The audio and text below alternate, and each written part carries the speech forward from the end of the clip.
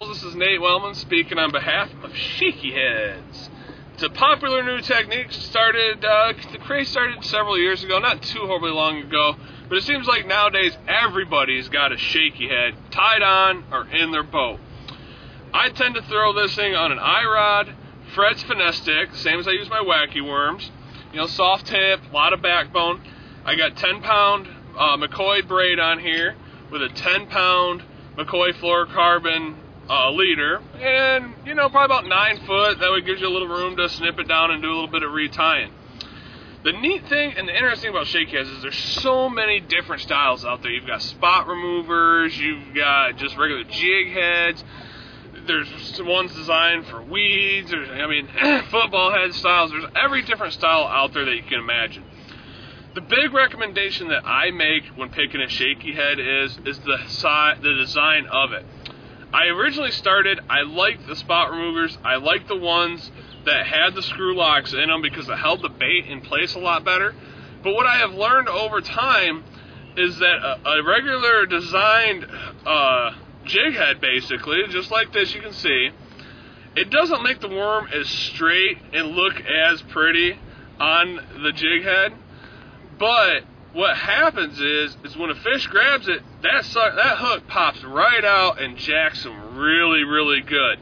I haven't lost a lot of fish on the screw style jig heads, the spot removers, all the different type of ones out there. They're really quality shaky heads. I've caught a lot of fish and made a lot of money on those.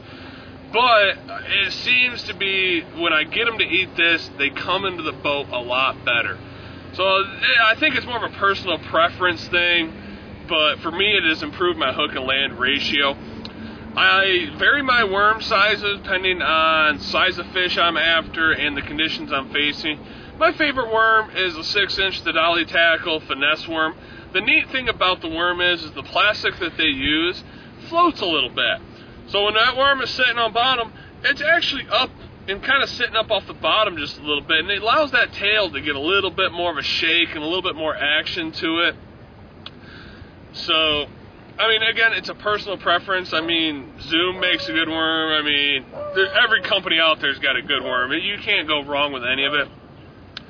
Your worm color is always going to depend on your conditions you're faced with and the water clarity.